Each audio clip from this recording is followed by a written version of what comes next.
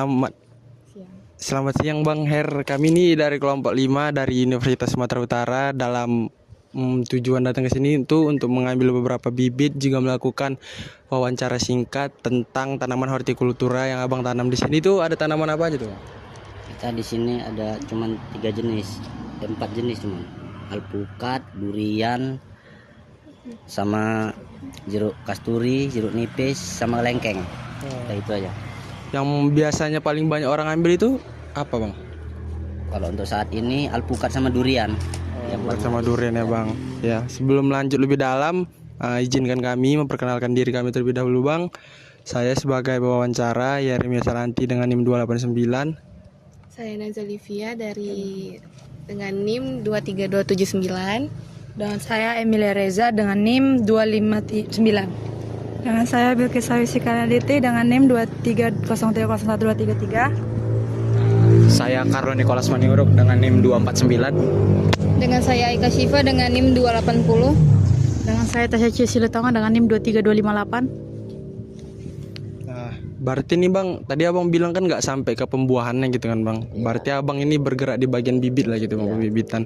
Itu biasanya kalau sampai pembibitan gitu yang paling banyak ngambil itu Bang perorangan atau kayak kelompok juga yang dia misalnya ada kebun skala besar, atau mungkin pernah nggak kayak dari negeri mungkin atau dari proyek. instansi pemerintah gitu proyek ngambil banyak gitu Bang.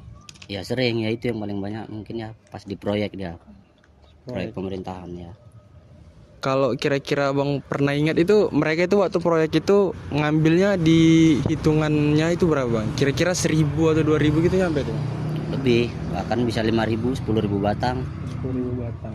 bahkan lebih. Gitu ya Bang. Kalau biasanya Bang, masalah umum nih yang paling dijumpai selama proses budidaya komoditi yang telah Abang sebutkan itu Bang. Kalau berbicara tentang hama yang paling sering dijumpai itu hama dari jenis apa tuh? Ulat, kalau alpukat ulat. Selama ini ulat lah. Kalau durian ya sama juga kutu-kutuan. Nah, dan itu menyerang bagian Daun. daun ya, Bang? Iya, daun yang diserang. Biasanya itu penanggulangannya Bang di sini tuh mekanis dulu atau langsung main pestisida semprot aja gitu? Pestisida semprot, langsung semprot lah. Gak peduli skala berapa gitu, semprot aja terus itu? Iyalah, pokoknya rutin nyemprot. Gak rugi gitu Bang? Ya enggak lah, minimal dia nyemprotnya 10 hari sekali atau seminggu sekali. Kan enggak setiap hari.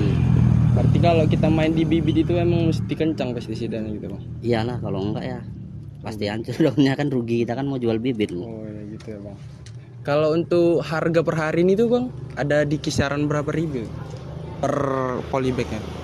Tergantung jenis dan ukurannya lah. Kalau ukuran yang paling kecil itu berapa harganya? Polybag 22. Ya. Kalau untuk alpukat dia 6.000, 7.000. Kalau durian 5.000, 6.000 harganya per satu pohon. Kalau yang paling besar?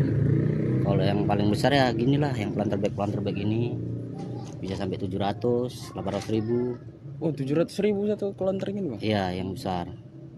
Ada yang 500, tergantung besar sama jenisnya lah. Kalau yang proyek besar instansi pemerintah tadi berarti mereka ngambil dari ukuran yang mana? Yang kecil dari polybag 22, 35 dia. Enggak yang kayak gini. Karena kan dia skala banyak. Kalau banyak gitu Bang. Nah, kalau berbicara tentang budidayanya Bang dari segi pemupukan itu biasanya kalau orang Abang itu pakai pupuk yang jenis apa tuh Bang? NPK sama pupuk cantik lah. Enggak urea, dia pakai pupuk cantik ya. Pupuk cantik itu. NPK 16 bisa. Itu berapa kali pemupukan, Bang? Pemupukan sebulan sekali aja. Sekalian. Iya. Paling lama lah sebulan sekali atau 3 minggu sekali bisa intervalnya. Kalau berbicara dari segi prospek, orang Abang kira-kira ada rencana nggak Bang, entah berapa tahun ke depan mau ekspansi atau perluas lagi atau buka di mana gitu? Ya, Atau fokus yang di sini dulu. insya Allah harus bertambah, mudah-mudahan insya Allah ya kan, mudah-mudahan diberi kemudahan ya kan. Ya kita ada juga memang di ladang, nggak di rumah aja kan, ada beberapa tempat lah, nggak di sini aja. Tapi semuanya itu emang bergerak di pembibitan Bang? Iya. Berarti kalau inilah terakhir pertanyaan kami Bang, saran Abang lah untuk kami nih anak-anak muda yang mungkin mau coba main di komoditi yang Abang mainkan sekarang. Itu kalau untuk pemula itu Bang, lebih direkomendasikan itu kami main di bibit atau sampai ke pembuahan panen itu Bang? Ya bisa juga sampai buah, kan tergantung apanya kayak mana.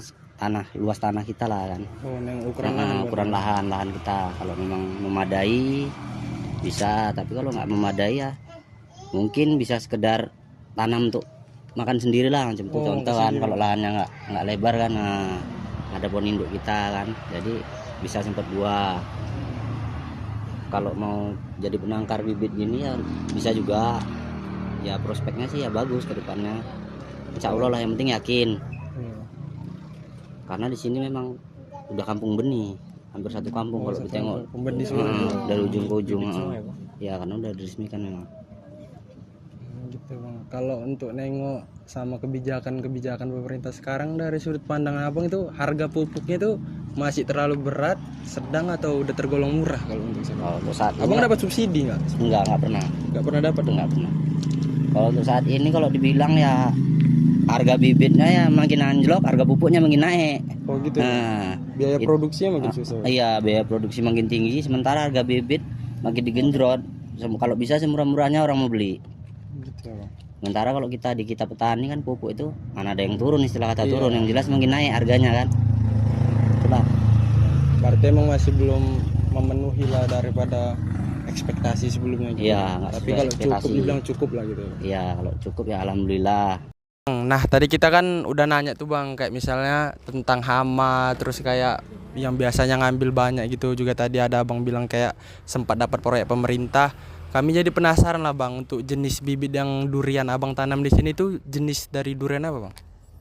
Jenisnya ada beberapa macam, diantaranya yang musangking, duri hitam atau oci kan, blackthorn, kane, bintana, bawor, super tembaga, namlung, itulah yang ada.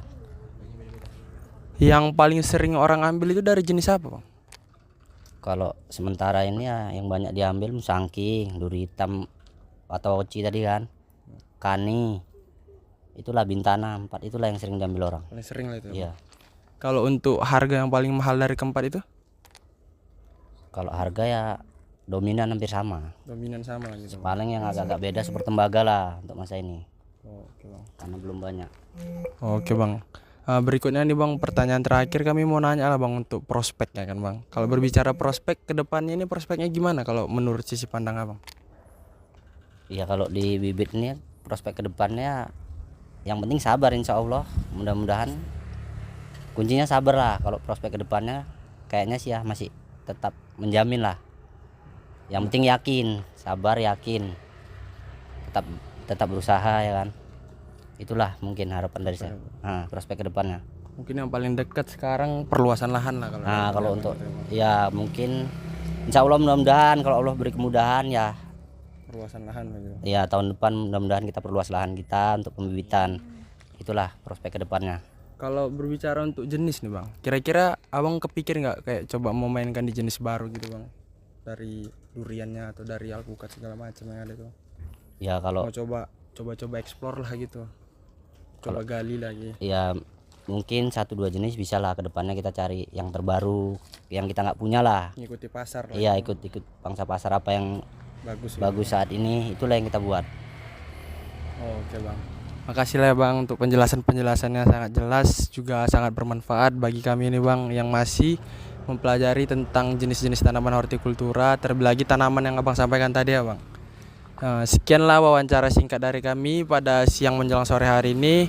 Kami ucapkan banyak terima kasih untuk yang mendengar, juga kami mohon maaf jika ada salah perkataan dari kami ataupun tingkah laku kami yang tidak berkenan. Sekali lagi kami mohon maaf dan kami izin pamit dari kelompok 5. Sekian dan terima kasih.